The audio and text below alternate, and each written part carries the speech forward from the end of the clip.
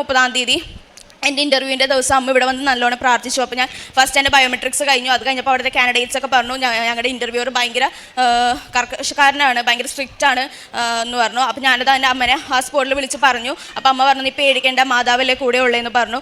അപ്പോൾ അമ്മേനോട് പറഞ്ഞിട്ടുണ്ട് ഇൻ്റർവ്യൂവിന് പോണതിന് മുന്നേ ഉപ്പ് കഴിക്കണം, കഴിച്ചിട്ട് പോകണം. പിന്നെ ഇവിടുന്ന് കിട്ടുന്ന ഒരു ചെറിയ കാശ് രൂപം എനിക്ക് മേടിച്ച് തന്നിട്ടുണ്ടായിരുന്നു. ആ കാശ് രൂപം ഞാൻ കയ്യിൽ വെച്ചിട്ട് ഞാൻ ഇൻ്റർവ്യൂവിന് കയറി. ഇൻ്റർവ്യൂ പാടായിരുന്നു എനിക്ക്.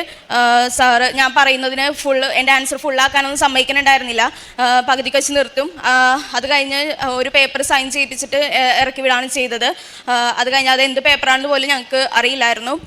അത് കഴിഞ്ഞ് ഇൻ്റർവ്യൂ കഴിഞ്ഞപ്പോൾ ഞാൻ ആകെ കരഞ്ഞാണ് ഹോളിന് പുറത്ത് വന്നത്. അപ്പോൾ തന്നെ അമ്മനെ വിളിച്ച് പറഞ്ഞപ്പോൾ അമ്മ പറഞ്ഞു, പേടിക്കേണ്ട, മാതാവല്ലേ കൂടി ഉള്ളതെന്ന് പറഞ്ഞു. അത് കഴിഞ്ഞ് ഞാൻ വീട്ടിലെത്തി. 3 മാസത്തിനുള്ളിൽ റിസൾട്ട് വരുമെന്നാണ് പറഞ്ഞത്. സെപ്റ്റംബർ കഴിഞ്ഞു, ഒക്ടോബർ നവംബർ ആയിട്ടൊന്നും റിസൾട്ട് വന്നില്ല. അതിന് ഡിസംബറിലായപ്പോഴേക്കും ഡിസംബർ 20-ാം തീയതി അവർക്ക് വെക്കേഷൻ തുടങ്ങും. വെക്കേഷൻ തുടങ്ങിക്കഴിഞ്ഞാൽ പിന്നെ ജാനുവരി ആവും. അത് പിന്നെയും നീണ്ടു പോകും. അപ്പോൾ അമ്മ ഇവിടെ വന്ന് പിന്നെയും മുട്ടിപ്പായിട്ട് പ്രാർത്ഥിച്ചു, എന്നെയും കൊണ്ടുവരും. ഞങ്ങൾ ഇവിടെ വന്ന് മുട്ടിപ്പായിട്ട് പ്രാർത്ഥിച്ചു. അത് കഴിഞ്ഞിട്ട് ഇവിടെ അമ്മ എന്നോട് പറഞ്ഞു, സെപ്റ്റംബർ 20-ാം തീയതിക്ക് മുമ്പായിട്ട് എന്തായാലും നിൻ്റെ TRPയുടെ കളക്ഷൻ ഡേറ്റ് വരും എന്ന് പറഞ്ഞു.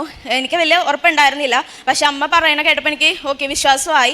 ഞാനും അത് വിശ്വസിച്ചു. ഞങ്ങൾ സെപ്റ്റംബർ 17-ാം തീയതി ഇവിടെ വന്ന് പ്രാർത്ഥിച്ചു.